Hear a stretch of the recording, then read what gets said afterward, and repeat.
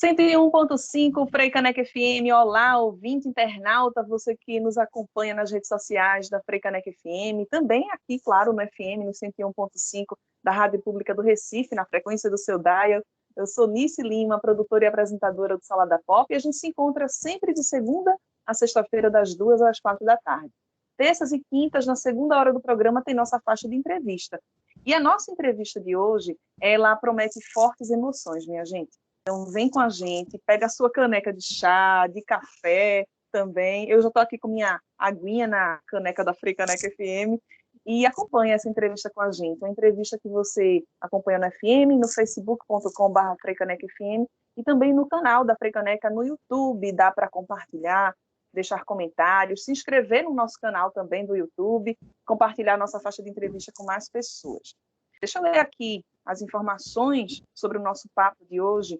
Limiar é um documentário autobiográfico realizado por uma mãe que acompanha a transição de gênero de seu filho adolescente. Entre 2016 e 2019, ela o entrevista abordando os conflitos, certezas e incertezas que o perpassam numa busca profunda por sua identidade.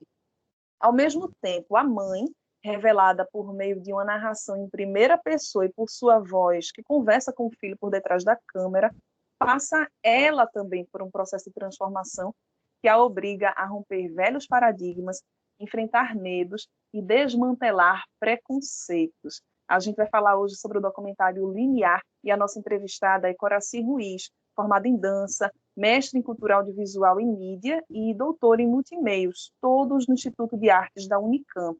Ela trabalha como documentarista desde 2003, quando participou da fundação da produtora Laboratório Cisco, em Campinas, no interior de São Paulo, e dessa produtora ela é sócia até hoje. Coraci Ruiz, muito bem-vinda à Freicaneca FM, ao Salada Pop. Eu já começo te perguntando sobre esse diálogo, né, do limiar desse documentário com a sua tese de doutorado, né? Esse documentário que estreou no Festival Mix Brasil de Cultura da Diversidade, um dos maiores festivais artísticos dedicados à temática LGBTQIA+, e que foi construído nesse processo, nesse diálogo com sua tese de doutorado. Como é que foi esse processo? Bem-vinda ao Salada Pop e à Freicaneca FM. Oi, Nice. Bom, em primeiro lugar, muito obrigada pelo convite. É um prazer estar aqui hoje conversando com você. O Limiar, eu comecei a fazer... O Limiar, ele foi feito em diálogo com a minha tese de doutorado, né? Então, em 2016, eu entrei no doutorado em 2016 e estava estudando documentário... Entrei para estudar documentário autobiográfico no Brasil. E aí, conforme, né, assim, você entra no doutorado e no primeiro semestre, segundo você vai fazer as disciplinas, né, começa a estudar e sempre dá aquela readequada no projeto, ver se o recorte é aquele mesmo e tal. E aí o meu orientador, ele já estava ali me provocando, né, me sugerindo assim, que eu trouxesse um recorte de gênero, né, para a minha pesquisa, para a parte teórica dela.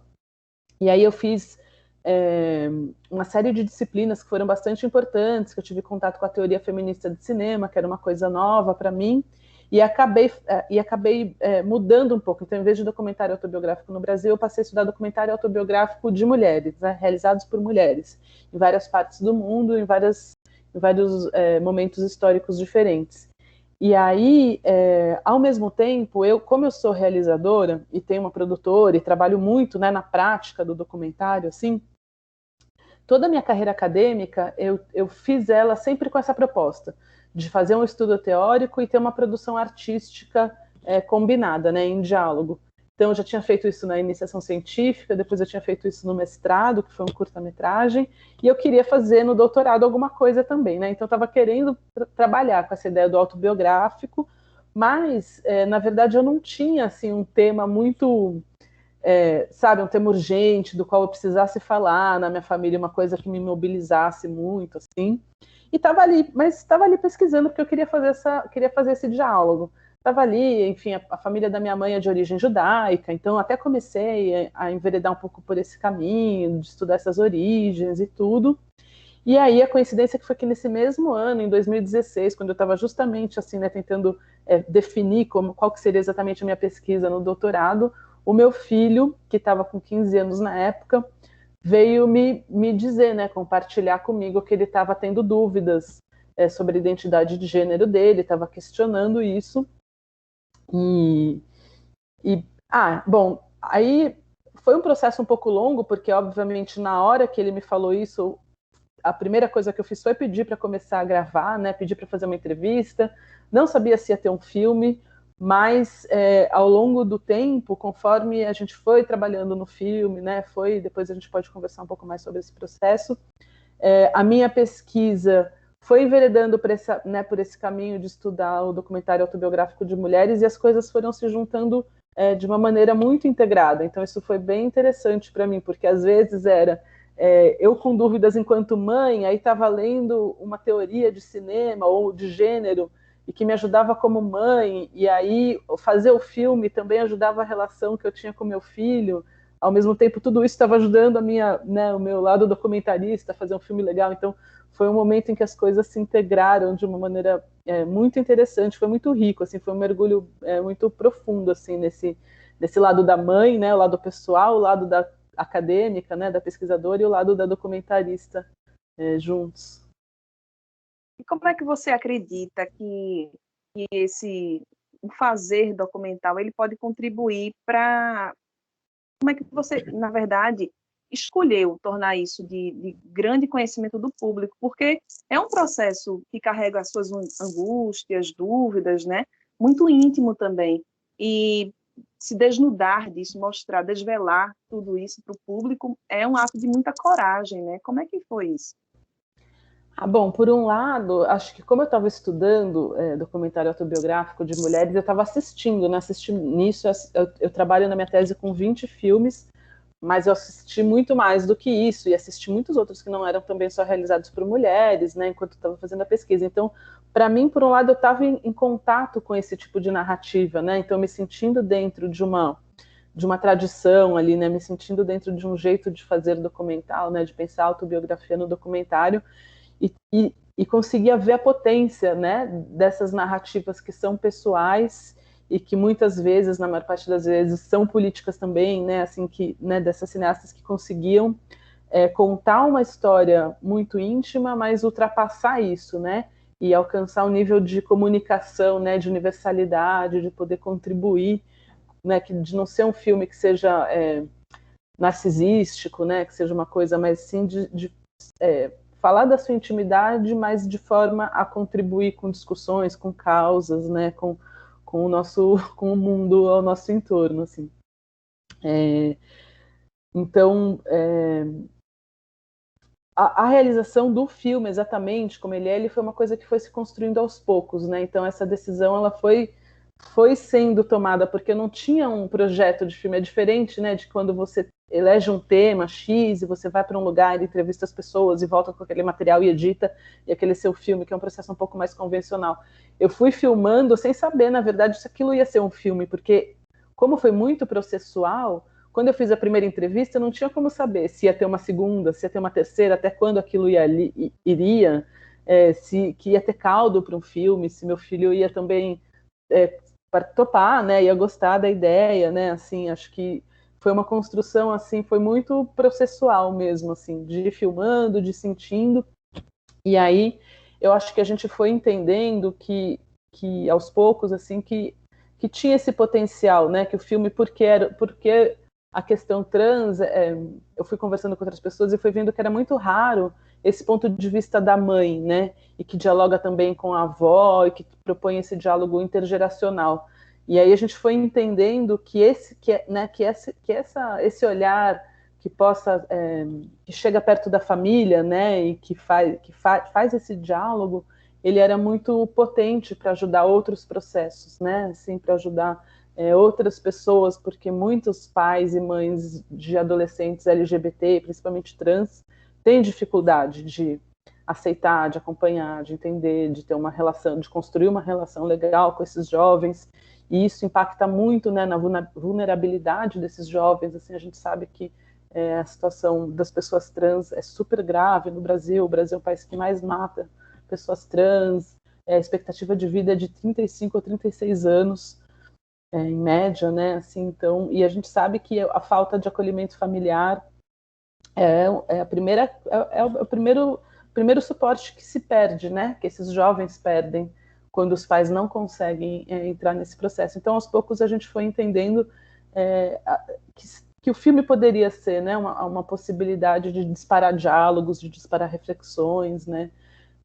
Uma coisa que foi importante nessa decisão também é que o Noah, meu filho, no começo da transição dele, uma coisa que era muito importante para ele era acompanhar outros jovens trans que eram youtubers, né? Tem muito tem muita gente, né, na internet, tem muito youtuber trans que compartilha a sua transição, né? Então, faz lá um dia a dia, vai contando, né, vai fazendo suas reflexões. E o Noah, ele assistia muito esses youtubers e isso dava muita força para ele encontrar referências, não se sentir sozinho e entendendo, né, assim, é um par, né, um espelho, alguém é uma referência mesmo. Então, a gente foi entendendo também que a nossa história podia também cumprir, de certa forma, esse papel, né, de se tornar uma referência para outras pessoas que estivessem vivendo esse mesmo processo. E depois a gente entendeu, assim, conforme o tempo foi passando, que o filme ficou pronto, que ele poderia dialogar até mais amplamente do que isso, assim. Então, a gente tem visto que em todos esses lugares onde jovens trans têm que se relacionar com pessoas mais velhas, né, acabam tendo essa demanda. Então, para a gente, por exemplo, tem sido muito importante pensar o universo escolar, né, que é um universo também que é muito hostil e que poderia ser um espaço de suporte para esses jovens e que não é, porque os professores, os funcionários têm pouco preparo para lidar com esses jovens e com essas questões. E aí, quando você vem com essa visão que tem uma mãe, que tem uma avó, que tem uma geração que está ali tentando dialogar com esse jovem, a gente pretende, espera que ele possa contribuir mesmo para essas discussões, para processos de formação, para sensibilização dessa comunidade. Então, vai um pouco por aí. Gente, eu estou conversando nessa tarde com Coraci Ruiz, que é formada em dança, mestre em cultura audiovisual e mídia e doutora em multimeios, lá na Unicamp, no interior de São Paulo. Ela também é fundadora da produtora Laboratório Cisco, em Campinas, São Paulo, da qual é sócia até hoje, e é responsável, documentou, é a diretora do documentário Limiar, documentário autobiográfico realizado por uma mãe que acompanhou a transição de gênero do seu filho adolescente. Eu lembro que essa entrevista você acompanha no FM, também no facebook.com/FreicanecFM e no nosso canal do YouTube, onde dá para você deixar comentários, deixar seu like e compartilhar a nossa faixa de entrevista com mais pessoas. É um documentário realmente muito, muito sensível, né, Coraci? O Ferreira Goulart, ele dizia que a arte existe porque a vida por si só não basta. A Nina Simone já defendia essa arte mais engajada, né? Ou seja, o compromisso dos artistas também com a sociedade, com a política, e é uma das marcas que a gente percebe no documentário. De que forma esse documentário ele contribui até mesmo para esse momento que a gente vive, né? Um momento tão delicado, né? De tanto retrocesso. Bom, eu sinto isso também, assim, eu sinto eu concordo, né, com essa ideia de que o nosso trabalho como documentaristas e como artistas de uma maneira geral, ele tem essa função, né, não precisa ser uma coisa panfletária, né, vamos dizer assim, nem sempre, mas tem essa função, né, de disparar reflexões, né, de incidir na sociedade de alguma forma, mesmo que seja de uma maneira mais subjetiva, né, assim. O Limiar passou um pouco por esse processo, né, que é, por um lado, ser um processo íntimo, né, assim, de uma realização que teve muito a ver com o processo que eu estava vivendo ali na família, né, nesse lugar que é tão precioso, né, da relação com os filhos e tudo mais. Então, tem uma coisa que é muito, muito subjetiva, né, muito, muito pessoal, e ao mesmo tempo essa percepção, né, desse espaço que ele poderia ocupar como um agente de transformação, né, também, assim. Nesse sentido, a gente viveu um processo muito legal, muito interessante, que a gente ainda estava fazendo o filme, assim, ainda estava no meio da montagem, fazendo várias versões, ainda o filme, assim, em realização. Ele foi selecionado por um evento em São Paulo de documentário que chama DocSP, para participar de um laboratório que chamava Laboratório de Impacto, que era um laboratório para fazer uma formação sobre distribuição de impacto, que que é a forma que a gente escolheu e que a gente está lançando o Limiar agora nesse mês de agosto.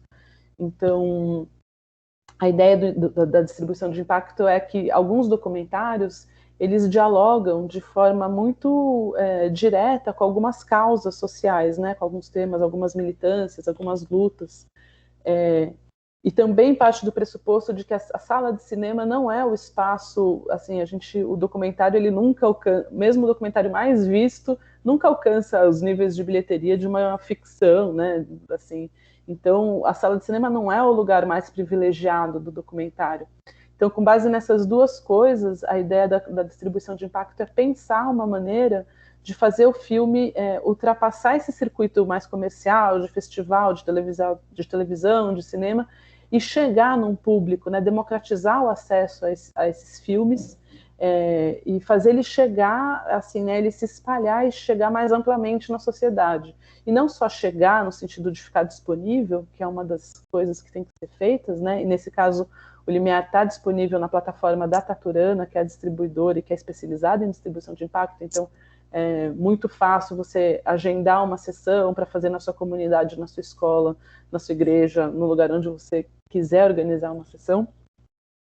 Mas, além disso, é pensar como chegar com qualidade, né? Então, pensar qual que é o público-alvo que a gente quer atingir, né? Que a gente acha que poderia ser mais beneficiado, né? E poderia mais utilizar o filme, né? Nos seus trabalhos, né? Nas suas lutas. E aí pensar como chegar nesses públicos e aí elaborar como chegar com qualidade, né? Então a gente está muito preocupado em produzir um material de apoio para quando chegar numa escola ter ali um monte de referências. A gente está produzindo uma websérie que vai acompanhar o filme, que discute alguns temas né, das pessoas trans com uma outra linguagem também. Então, assim, a gente está pensar em democratizar o acesso e democratizar com qualidade, né, com suporte e tudo mais. Então, eu não conhecia isso antes, a gente participou desse evento em 2019, eu não conhecia esse conceito da distribuição de impacto, e foi incrível, assim, eu tenho aprendido bastante, e acho que para mim, como documentarista, isso faz muito sentido, né, agrega uma coisa assim, muito legal do meu trabalho de conseguir entender as nossas produções como mais uma né, ferramenta, alguma coisa que está aí nessa engrenagem, trabalhando com outros grupos, com outras pessoas, enfim, na busca aí por uma sociedade mais igualitária, mais justa, né? Então, um pouco nesse sentido. O documentário que estreou no Festival Mix Brasil de Cultura da Diversidade, que é dedicado a essa temática LGBTQIA+, e aí, Coraci, eu queria que você falasse um pouquinho sobre outros espaços, né, que você, na verdade, até trouxe, né, outros espaços, outros caminhos que você pretende que o documentário percorra, mas eu queria saber, por ele também trabalhar com uma temática tão sensível, né, que gera esse impacto. Eu, como mãe, digo assim, que de fato suscita esse olhar, né, para os nossos filhos, para as nossas filhas, esse olhar mais cuidadoso, esse caminho de parceria, né, de entender, de buscar esse entendimento do mundo do outro, da outra. Como é que você avalia que obras como essa podem percorrer não somente esses espaços que você falou agora das escolas, né, de gerar esse debate, mas também esse caminho dentro das pessoas, no coração das pessoas, dos avós, das mães, dos pais? Isso tem sido muito gratificante, assim, desde a estreia no Mix Brasil, que foi em novembro do ano passado, o filme já veio participando de vários festivais, e aí a gente está com essa particularidade, né, de que os festivais, enfim, por conta da pandemia, tem sido tudo no online, e isso, por um lado, é um pouco frustrante, né, porque eu, por exemplo, nunca vi o filme numa tela grande, assim, ainda não chegou esse momento, nunca estive presente, né, com aquela emoção de estar numa sala com o público e assistir junto e sentir as reações, eu não tive isso. Mas, por outro lado, os festivais online, eles têm um alcance muito grande, né? Porque, sei lá, o Mix Brasil, a pessoa teria que ir para São Paulo, só ia assistir o filme no Mix Brasil quem tivesse na cidade e pudesse se deslocar até o cinema naquele horário e tudo mais. Então, quando você faz online, pessoas do Brasil inteiro puderam assistir ao filme de suas casas, e como foram vários festivais até agora, isso já foi bem amplificado, assim. E para mim tem sido muito legal receber, porque aí eu acho muito legal que as pessoas, muita gente se preocupa em dar um feedback, me procura pelas redes sociais, né, que você não está ali no final para dar um abraço e tudo mais, mas me procura pelas redes sociais, e tem mandado mensagens assim. Então, quando a gente foi selecionado pela primeira vez aí nesse evento que eu falei, em 2019, e a gente ficou imaginando o que a gente gostaria, né, que acontecesse com o filme, e eu lembro que a gente estava sentado um dia num bar, né, fazendo umas anotações e tal, e eu falei, eu acho que se uma pessoa trans, um jovem trans, assistisse o filme e quisesse mostrar para sua mãe, né, e mostrasse para sua mãe, achasse que o filme podia contribuir, né, na relação com a sua mãe, acho que o filme teria cumprido o seu papel. E isso aconteceu várias vezes. Desde então, assim, eu recebi várias mensagens, tanto de jovens que falaram exatamente alguma coisa parecida com isso, assim, mas exatamente nesse sentido, né, assim, quanto de mães. Muitas mães me procuraram para conversar, ver até uma espécie de referência, assim, para dicas, para lugares, para isso, para aquilo, assim. Então, mas tem sido muito positivo, assim. Eu tenho sentido que o filme tem realmente conseguido se comunicar com as pessoas, né? Tem tocado as pessoas, assim, tem relatos muito bonitos, assim, das pessoas que têm assistido. E eu acho que vai muito nesse sentido mesmo que você falou, que é as pessoas diretamente implicadas no tema, né? Vamos dizer, pessoas jovens trans, suas famílias e tudo mais. Mas recebi muito também esse feedback de pessoas, sei lá, de mães que os filhos não são necessariamente trans, né? Não tem essa questão direta, mas que passam a refletir sobre como exercem a maternidade e como gostariam de ter um tipo de relação e de diálogo com seus filhos. Então, o filme consegue também ultrapassar um pouco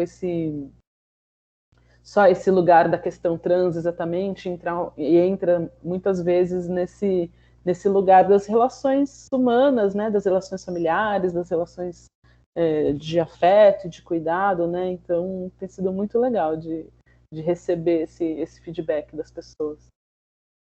Então, agora para finalizar, né, porque o nosso tempo, infelizmente, é muito curto, mas então eu gostaria que você deixasse esses canais, né, para que mais pessoas conseguissem chegar até você, dar esses feedbacks e acompanhar também. Como é que a gente consegue assistir? Eu já assisti, né? Então você, ouvinte Frecaneca, corre lá, busca também os caminhos de conferir esse documentário Limiar, muito sensível, muito belo. Quero aqui aproveitar, inclusive, para parabenizá-la pelo trabalho, por ter envolvido uma equipe tão sensível também na produção desse documentário.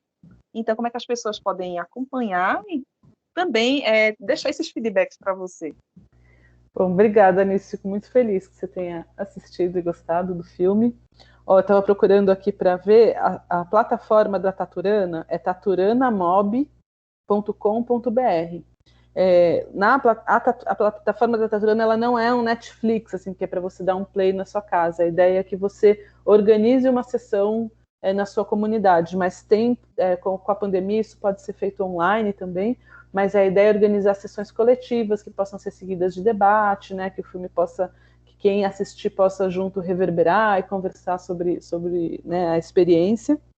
Então, se entrar no tataranamob.com.br, tem lá filmes, lá está o Limiar, e aí é fácil, bem intuitivo, é só entrar lá e ver, tem um caminho, eles disponibilizam o filme, materiais e tudo mais. Tem o Instagram do filme, né, que é @limiarfilme, onde a gente tem colocado todas as divulgações, né, de sessões que têm acontecido. Então, assim, ainda estamos participando aí do circuito de festivais, então vira e mexe tem um festival, e aí o filme é disponibilizado de novo online, na plataforma de um festival aqui, de outro ali, e aí fica ali algumas horas disponível, ou tem uma sessão com horário marcado. Então, assim, seguindo as redes sociais, a gente tem divulgado tudo por lá. Maravilha. Coraci Ruiz, quero muito agradecer sua presença aqui no Salada Pop, na Frecaneca FM. A gente conversou nessa tarde, gente, sobre o documentário Limiar, um documentário autobiográfico, no qual a Coraci, a nossa personagem, a nossa entrevistada de hoje, ela acompanhou a transição de gênero do seu filho adolescente. Então, super recomendado aqui por nós do Salada Pop, da Frecaneca FM. E é isso, você segue com nossa programação aqui no Salada Pop. Agradeço novamente, Coraci, a participação aqui com a gente. Obrigada, Anice, foi um prazer conversar com você. E agora a gente dá seguimento, então, ao Salada Pop, aqui na Frecaneca FM, a rádio pública do Recife.